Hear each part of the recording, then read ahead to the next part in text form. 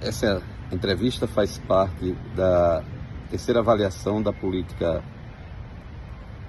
da disciplina Política Ambiental Global, da professora Elia, e nós estamos hoje entrevistando o professor Joácio Júnior, da Universidade Federal da Paraíba. O professor Joácio é titular da UFPB e leciona a disciplina Tratamento de Resíduos Sólidos e Ciências do Ambiente. Muito bem, o professor Joácio tem ampla experiência na área ambiental e recentemente foi um dos professores da UFPB que participou da COP. Professor, levando para a COP essa bagagem que o senhor tem aqui de técnica e vivência da crise ambiental e principalmente de saneamento local, como o senhor levou essas questões ao maior fórum ambiental do mundo e acerca do tema do saneamento básico e da segurança hídrica, como ele recebeu a devida atenção nessas negociações climáticas globais?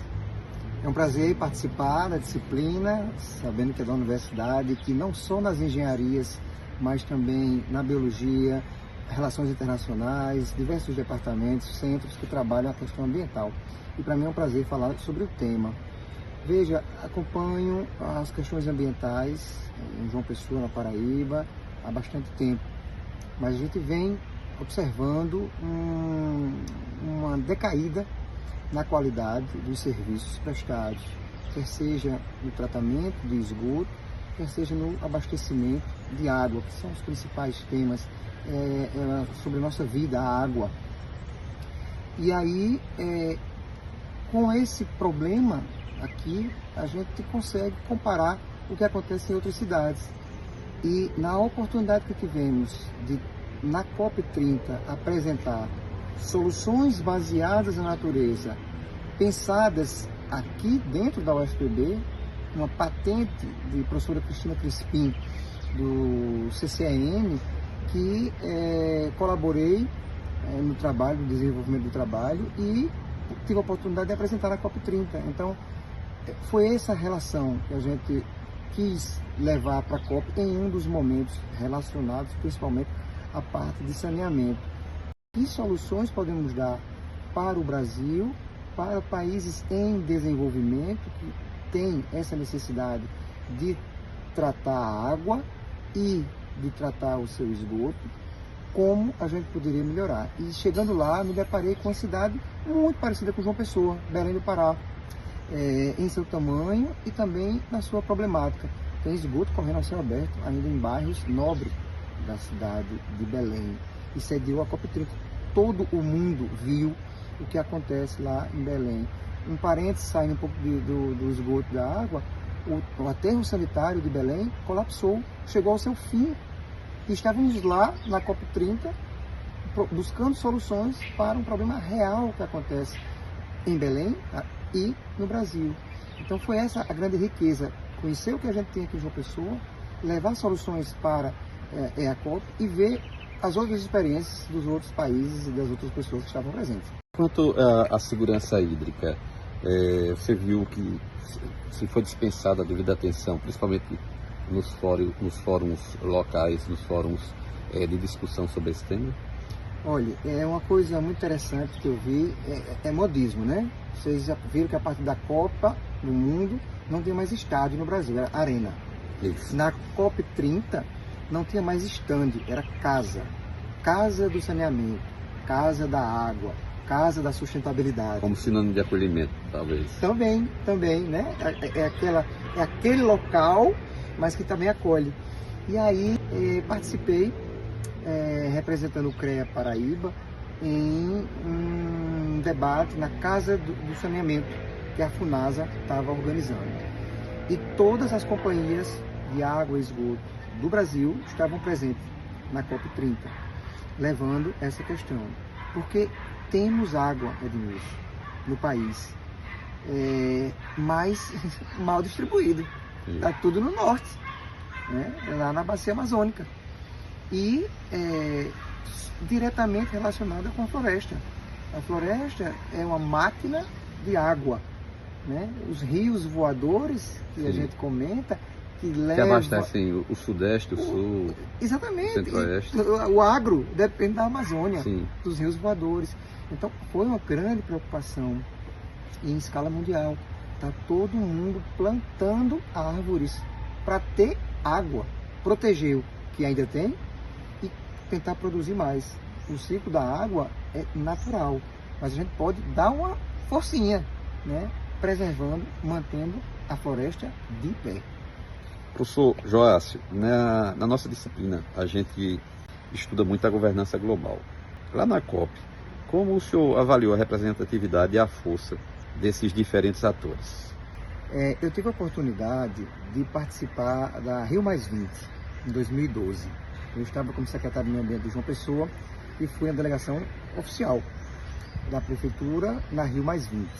E foi um primeiro momento em nível mundial, onde teve a participação, a Conferência dos Povos no Rio.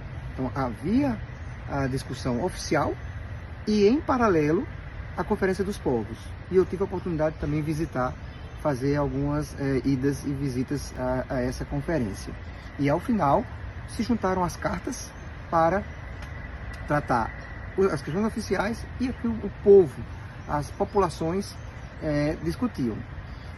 Com essa experiência vivida em 2012, cheguei à COP30 com o intuito de visitar a Cúpula dos Povos e trazer aquela discussão, os pontos importantes daquela discussão, para a Green Zone e a Blue Zone. Não tive a oportunidade de entrar na Blue Zone, que é a parte oficial, mas alguns colegas do governo do estado da Paraíba e da prefeitura que participaram levaram um pouco essa discussão.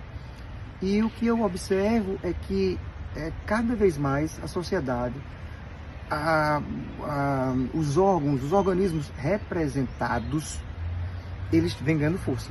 Então, se ouviu muito os povos originários, se ouviu muito os quilombolas, né? Às vezes no grito, né? Para que o povo acordasse. A gente não pode falar de preservar a floresta sem escutar os povos que lá habitam, que têm uma experiência. Esses movimentos, portanto, são ouvidos e conseguem influenciar as decisões do Estado, dos Estados e do setor privado. Esses povos, esses grupos estão gritando. Lá eles foram ouvidos. A gente espera que tenha tido repercussão nos outros países, como teve aqui. Aqui foi forte, a mídia foi forte, né? Essa apresentação e essa presença das pessoas, né? Desses grupos. Então a gente espera que isso repercuta também. Mas o que ficou para mim é que a sociedade organizada pode influenciar bastante essa pressão aos órgãos que tomam decisão. Pois em Belém nós fizemos essa leitura que a COP30 ela teve um peso simbólico imenso por trazer essas negociações do regime climático para dentro da Amazônia. Como o senhor avaliou essa dinâmica, a dinâmica da própria conferência? O fato de o Brasil, por exemplo, ser o anfitrião, mudou de alguma forma a maneira como a agenda da sustentabilidade foi tratada em comparação com as COPs anteriores? Acho que sim, porque aí teve um impacto direto na floresta. Muita gente que decide sobre meio ambiente sem sair de dentro de uma sala, de um escritório, teve a oportunidade de ir para a mata. Mas, veja, se algumas pessoas sofrem, temos que sofrer junto com elas, para buscar a solução. Né? Porque se você não sofre, é a mesma coisa. Como é que a gente vai falar de feminicídio se não tem uma mulher que sofreu, que vai falar e que a gente viva com ela aquilo? Então é a mesma coisa. Um sentimento de alteridade e de pertencimento que a gente deve ter necessariamente. Perfeito. Então, se a gente não escuta quem está vivendo isso, a gente não tem propriedade para tomar as decisões. Então, eu acho que o Brasil foi forte. Muitas críticas do custo de trazer uma COP, de passar vergonha. Eu vi também algumas falas, inundou lá numa chuva. Era para ter se preparado um pouquinho mais, porque a gente sabia que a chuva ia chegar. Em Belém chove, todo dia, 3 da tarde. Então, muitas críticas quanto a isso, mas eu acho que o benefício foi bem maior. Né? Países que disseram, a gente tem que salvar, a gente tem que ajudar a manter isso aqui de pé, a manter essas pessoas que defendem. Se essas pessoas não estivessem defendendo o seu território, este território não mais existiria. Se a gente não estiver aqui gritando para defender João Pessoa, já João Pessoa não terá a mesma qualidade de vida que a gente tem nos últimos anos. Então tem que gritar para defender o território. Um dos problemas que nós debatemos nas relações internacionais é sobre a eficácia e o compliance dos regimes ambientais. O senhor saiu da COP30 otimista de que esses acordos firmados lá eles vão se transformar em políticas públicas reais, especialmente para a nossa região Nordeste, ou ainda corremos um risco de ficar apenas nas promessas? Veja, o que eu observei é que estão dando ênfase aonde a crise climática está mais complexa ou tem mais dano. Regiões áridas ou regiões litorâneas que correm o risco de, com o aumento do nível do mar, colapsarem. Então, a gente falou muito da Caatinga, ouvi muito falar da Caatinga lá na COP30. Acho que estão dando ênfase, mas é por falta de opção. Agora, não temos mais opção. Vocês já devem estar acompanhando que na mídia internacional estamos chegando num ponto onde não terá mais retorno. É aquele ponto da curva que perdemos, né, em relação ao aumento da temperatura. Se não fizermos algo urgente, está perdido, né? Vai ser só complicando cada vez mais. Então, o que eu acho que foi interessante foi essa visão. Agora a gente tem que fazer, e tem que fazer urgentemente. Foi isso que eu achei positivo, mas devido à pressão de estarmos sem opção. Tem que ser isso ou nada. Sem outro caminho. Sem outro caminho. Finalmente, o senhor tem uma atuação muito forte aqui em João Pessoa com o Movimento Esgoteio. Para quem não conhece, o que motivou a criação desse movimento e como o senhor enxerga o papel da sociedade civil em pressionar o poder público por melhoria no nosso saneamento e na qualidade das nossas águas? Isso aí é uma coisa muito interessante, muito legal. Eu sempre quis fazer isso, criar algum movimento. Não tive tempo nem tive coragem, né? Eu assumo isso aí. E uma pessoa teve tempo e coragem e criou, que foi Marco Túlio, um cidadão comum, né, que não tem nada de ambiental na vida dele, e a partir disso, ele, de um problema de poluição, ele criou e viu um acompanhamento muito grande, né, de seguidores, de pessoas ali do bem, que queriam também essa transformação, não mais poluição, e foi crescendo. No primeiro momento, quando vi a força que esse movimento tinha, juntei a alguns professores da academia para dar esse apoio científico e técnico para que as denúncias que chegavam da população, os apelos, me ajude porque a gente está na lama, porque a gente está aqui no esgoto, porque cortaram a árvore, porque mataram os animais. A gente chegava com as soluções técnicas da universidade.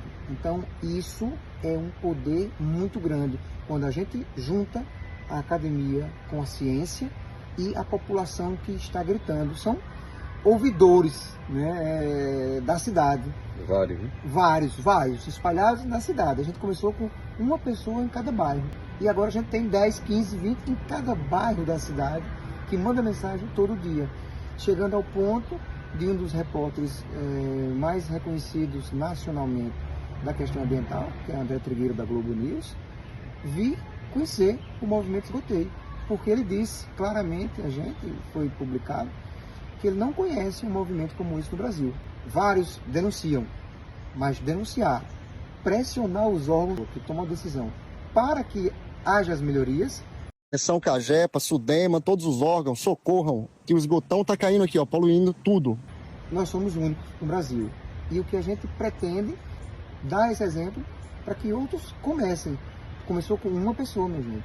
Temos quase 100 mil seguidores e 50 milhões de visualização a cada 3 meses. Então isso mostra este poder da mídia para o bem. Não tem fake news. Quando chega uma mensagem, a gente verifica tecnicamente, visita um local para poder publicar e contacta os órgãos públicos. Não é contra um prefeito, contra um governador, contra um gestor. É pelo meio ambiente. E com isso, a população vê a resposta, se sente bem. O meu vídeo foi publicado, esperam 2, 3 dias e foi resolvido o problema. Que maravilha, né? Em pouco tempo. Eu sei que os órgãos públicos têm essa vontade. Os gestores municipais, estaduais, federais, têm essa vontade. Eu não quero que as pessoas sofram, eu quero melhorar. Mas às vezes é tomado por aquela quantidade de coisas para fazer que não consegue dar respostas imediatas. E aí a força da mídia, a força da pressão popular faz com que a resposta chegue. Então que outros esgoteios apareçam aí no Brasil afora.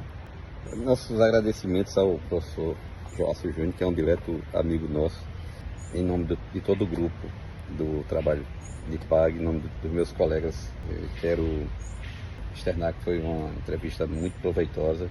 Espero que seja bastante aproveitada também academicamente e desejar sucesso, não só à frente do esgoteio, mas à frente de outras causas com as quais você é comprometido, inclusive no nosso trabalho, no dia a dia, nos ajudando.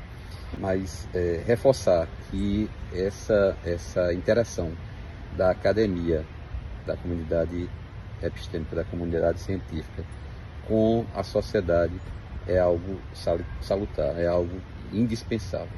Muito obrigado e sucesso na sua batalha, que é gigante.